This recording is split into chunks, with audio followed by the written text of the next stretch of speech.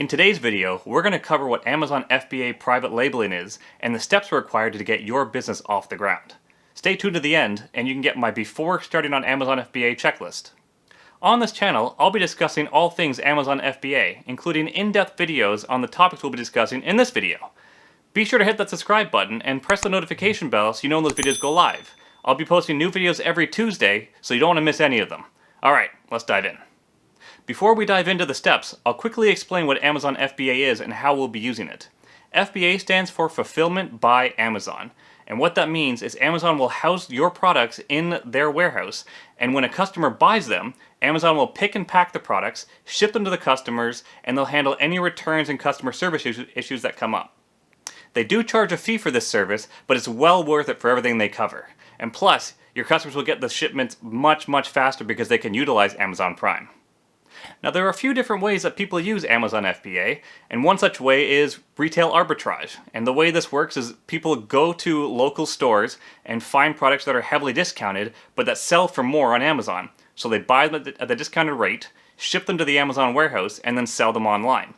The problem with this business model is that it's not sustainable. You need to be constantly searching for these product deals so that you can flip them for a profit. It's just spending a lot of time trying to find sales, basically. The next way people use Amazon FBA is by doing wholesale, and what this means is they'll go to big companies and buy products in bulk at a discounted rate and then ship them to Amazon to sell them at retail price. Now the problem with this business model is twofold. One is that when you're up against all these other sellers, your only way to differentiate is on price. So it's just a race to the bottom who can have the lowest price.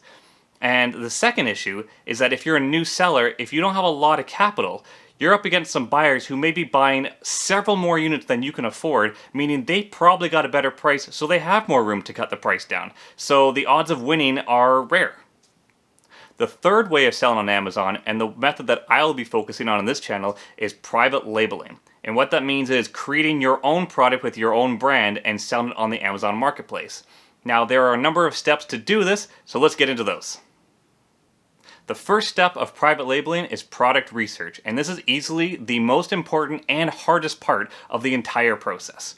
Finding a good quality product that people actually want to buy will not only impact your sales, but it'll determine if people even click on your listing, it'll determine your reviews, it'll determine your return rate.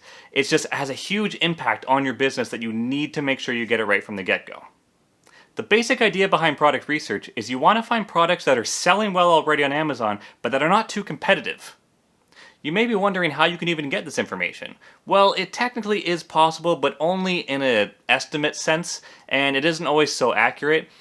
But the way you would do it is you go into the listing, you can find out their best sellers ranking, and then there's tools online where you can plug that in to get their estimated sales per month. The problem with this is that the best sellers rank can change from day to day. If someone has an influx of sales for one reason, it can inflate their rating, and it'll give you a misrepresentation of how they're actually doing month to month. Not only that, but it's extremely time consuming. You need to go into each listing on the front page for a product category and determine its sales velocity so you can determine if that market is even viable. Well, when I was doing my market research when I first started, I was trying to save as many dollars as I could, so I was trying to do it by this approach, and I quickly realized there had to be a better way. That's why I now use Helium 10 for all of my product research. It has a suite of several tools that are very powerful for analyzing products, keywords, markets, competitors. It does everything you need in one package. If you're doing your product research now and aren't using Helium 10, I strongly urge you try it, and if you'd like to give it a shot, I have a link in the description below for 50% off your first month. Just use code SCOTT50 at checkout and you get 50% off your first month subscription. I'll also be doing a tutorial of Helium 10 in the near future, so be sure to subscribe to catch that video. Are you currently doing product research? Leave a comment below and let me know how it's going. I'll try to offer any advice I can. The next step is you need to source your product. Now, many private label sellers have their goods manufactured in China, and they do it through a website called Alibaba.com. Now, Alibaba consolidates several Chinese manufacturers onto one site, so you can look up the product you're looking for and find several manufacturers who are willing to make it for you. You can then reach out to each of them individually, ask them questions about how they can make certain modifications to your product if that's what you're looking for. You can request samples, you can discuss prices and negotiate. It puts it all into one place for you, and it makes it very simple for finding a manufacturer for your product.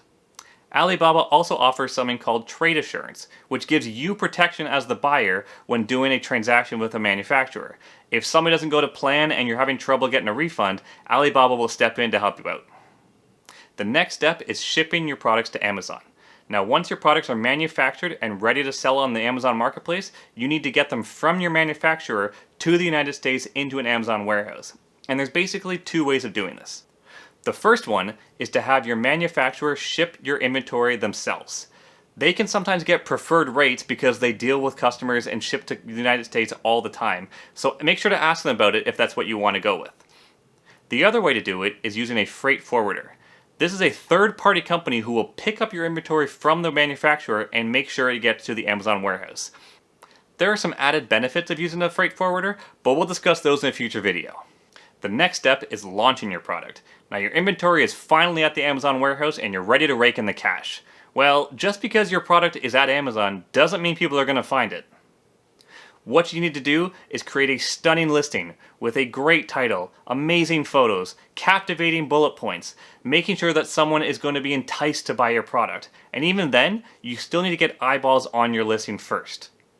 The way that I recommend doing this is by using PPC, which stands for pay per click.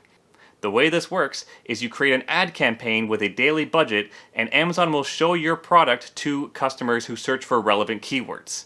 If a customer clicks on your ad, then you get charged your bid. And hopefully, if you have a great listing, that customer will then buy your product. The expectation of this is that people will start to buy your product from seeing your ad, and it'll increase your sales rank, and then people will start to find your product organically.